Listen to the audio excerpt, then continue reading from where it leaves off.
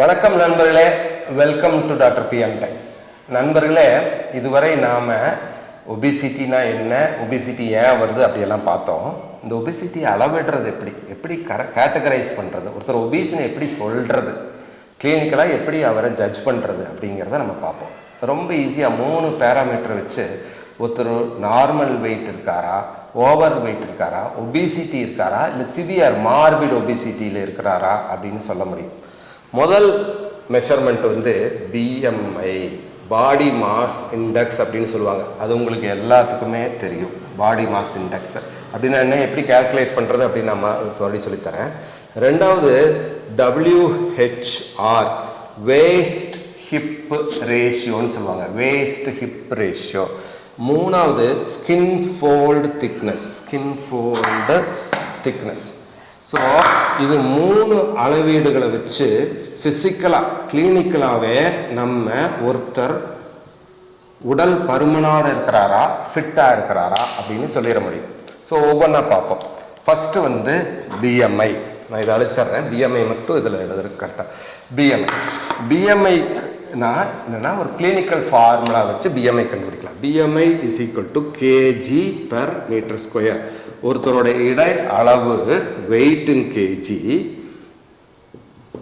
Divided by height in metre square. Height in metre square, அதுதான் BMI. So இதுதான் formula. ஒருத்தரோட weight தெரியணும், ஒருத்தரோட ஹைட் இன் மீட்டர்ஸ் நமக்கு தெரியணும். Weight divided by height into height in metres, அதுதான் formula for BMI or height in metres square. அதுதான் BMI. So இப்படி கேல்குலேட் பண்ணோம்னா இதை வச்சு நம்ம ஒருத்தரை 5 விதமாக பிரிக்கலாம். First category is underweight. Underweight category இருக்கிறவருக்கு பிஎம்ஐ வந்து லெஸ் தென் 18.5 இருக்கும். 18.5னா 18.5 kg per meter square underweight. Next வந்து நார்மல் வெயிட் ஆர் ஃபிட்னஸ். ஃபிட்டான ஒரு இண்டிவிஜுவலுக்கு 18.5 to 24.9 இருக்கும் BMI. Next overweight individual. ஒருத்தர் ஓவர் வெயிட்டாக இருக்கிறாரு, பார்டர் லைனில் இருக்கிறாரு அப்படின்னா அவரோட பிஎம்ஐ வந்து 25 to 29.9 இருக்கும். அடுத்தது ஒபீஸ், குண்டானவர், உடல் பருமன் உடையவர் அப்படிங்கிறத 3 கிரேடாக வகைப்படுத்தலாம். Great 1, great 2, great 3. கிரேட் 3 தான் சிவியர் ஆர் மார்பிட் ஒபிசிட்டி. அவருக்கு வந்து அந்த ஒபிசிட்டினால பல்வேறு உடல் உபாதைகள் ஏற்கனவே இருக்கும். ஸோ கிரேட் 1க்கு வந்து பிஎம்ஐ வந்து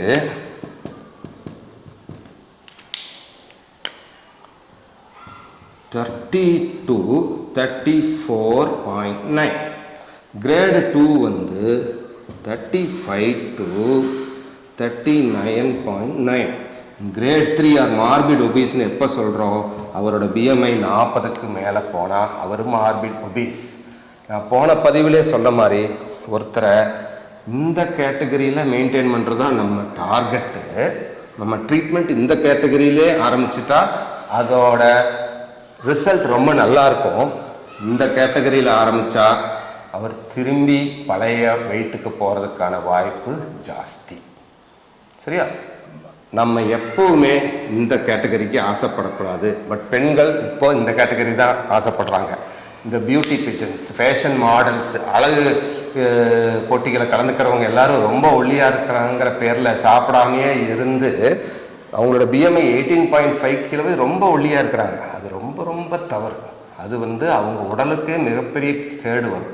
எஸ்பெஷலி அத்லெட்ஸ், ரன்னர்ஸ்க்கு, ப்ரொஃபஷனல் அத்லெட்ஸ்க்கு பிஎம்ஐ வந்து அவங்க ஓடி ஓடி உணவும் சரியாக கரெக்டாக சரிவிதமாக சாப்பிட்லன்னா 18.5 கீழே போனால் அவங்களுக்கு அமனோரியா போன்ற ப்ராப்ளம், மென்சுரல் ப்ராப்ளம்ஸ், அதுக்கு பேர் அத்லெட்டிக் அமனோரியா. பிஎம்ஐ வந்து அவங்களுக்கு 17க்கு கீழே போச்சுன்னா அத்லட்டிக் அமனோரியா, இன்ஃபெர்டிலிட்டி, குழந்தை பெற்றுக்கிற தன்மை எல்லாமே குறைவாக இருக்குதுன்னு சயின்ஸ் சொல்லுது.